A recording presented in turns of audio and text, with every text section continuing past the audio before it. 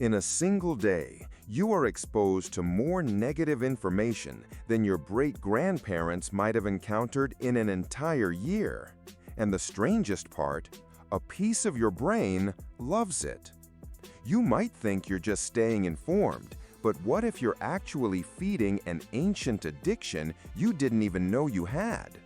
Why is it that a plane crash on the other side of the world feels more compelling than a story of progress in your own city? The answer lies deep inside the wiring of your mind, and it explains so much about our modern world. We all do it. You're scrolling through your phone, past photos of friends and funny videos, and then you stop. A headline about a looming crisis, a political scandal, a natural disaster. You click. You read. You might even feel a knot of anxiety in your stomach. But you keep scrolling, looking for more details. If you ask yourself why, the answer seems obvious. I'm just staying informed. It's my duty as a responsible citizen. We tell ourselves that to be good people, we must bear witness to the world's problems. That consuming news is a purely logical, civic-minded act. And on the surface, that's true. We need to know what's happening to make informed decisions. But if it were purely about information, we'd spend just as much time reading about gradual infrastructure improvements or positive trends in global health. But we don't. The pull of the negative is disproportionately strong. This isn't a personal failing, it's a feature of your brain's operating system. The story we tell ourselves about being informed is a noble one, but it's only half the story. The other half is a tale of survival, fear, and a biological circuit that hasn't had a software update in 200,000 years. Imagine two of our early ancestors, Ugg and Og, walking across the savanna. Ugg is an optimist. He notices the beautiful sunset, the sweet-smelling flowers, the gentle breeze. Og is a worrier. He ignores the sunset and instead focuses on a rustle in the tall grass. He thinks, is that a saber-toothed tiger? 99 times out of 100, it's just the wind. But that one time it is a tiger, Ugg becomes a prehistoric snack, and Og runs away to pass on his worried genes. We are the descendants of Og. Our brains evolved with a powerful, life-saving feature called the negativity bias.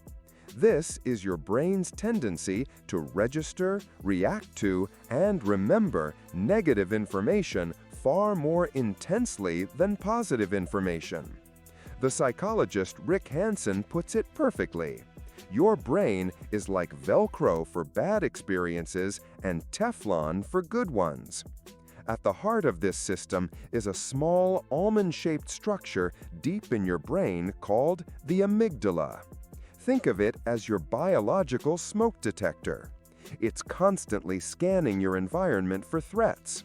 When it spots one, a scary headline, an angry face, that rustle in the grass, it sounds the alarm, triggering a cascade of stress hormones like cortisol and adrenaline to prepare you for fight or flight.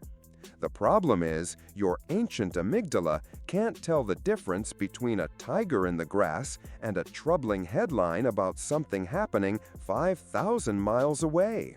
To your brain, a threat is a threat. So, our brains are wired for fear. That explains why we notice bad news. But it doesn't fully explain why we crave it, why we keep scrolling, seeking more. Fear isn't pleasant, so why would we get hooked? This is where the story gets fascinating and a little deceptive. It's not just about fear, it's about uncertainty. Neuroscientist Robert Sapolsky conducted a famous experiment with monkeys.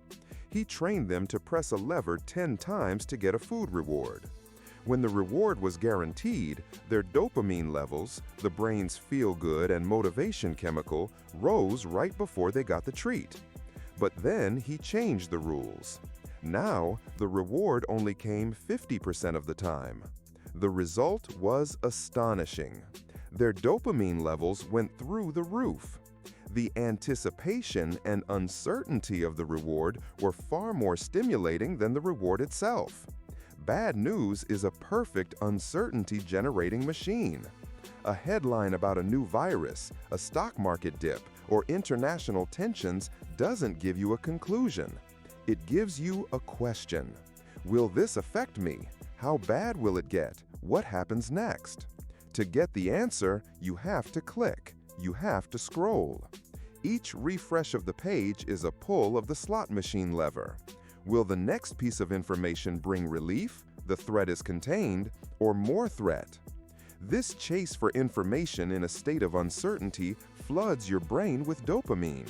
Not the pleasure kind, but the motivation to seek kind. It creates a compulsion loop. You're not scrolling because you enjoy it, you're scrolling because your brain is screaming, you need to know more to be safe. It's an itch that can't be scratched, an addiction disguised as diligence. So, what's the big deal? A little extra stress? The problem is, this ancient system wasn't designed for the 24/7 fire hose of global information we now face.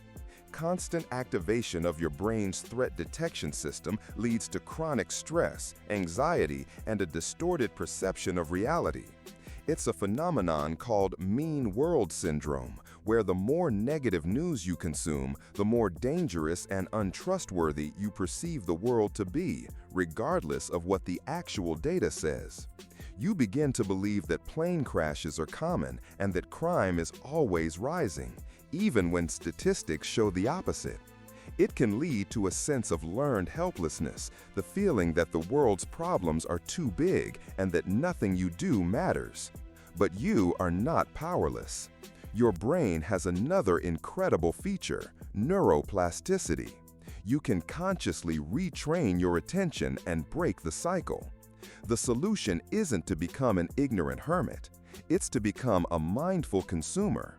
First, curate your information diet. Instead of doom scrolling through algorithm-driven feeds, choose a few high-quality news sources and check them at scheduled times, just once or twice a day. Second, actively seek out the good. Look for solutions journalism, which focuses on responses to problems, not just the problems themselves. Or try this simple exercise. At the end of each day, write down 3 good things that happened. It feels small, but it's a way of training your brain to scan for positives, strengthening the neural pathways that your negativity bias often ignores. You can't change your brain's ancient wiring, but you can learn to be its master, not its servant. You can choose to see the world not as a constant stream of threats, but as it truly is, a complex, challenging, and often beautiful place. So, your brain's craving for bad news isn't a character flaw. It's a survival mechanism working overtime in a world it wasn't built for. Your ancient amygdala is scanning for tigers, while the dopamine system keeps you pulling the slot machine of uncertainty. But by understanding this programming, you can take back control of your attention and your perception of reality. If this decoded a piece of your own mind, hit subscribe and ring the bell so you don't miss our next exploration.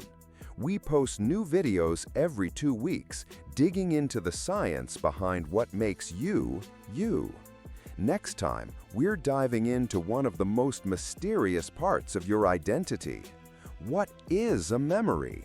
Is it a perfect recording of the past or something much stranger and more malleable? And should you really trust your own?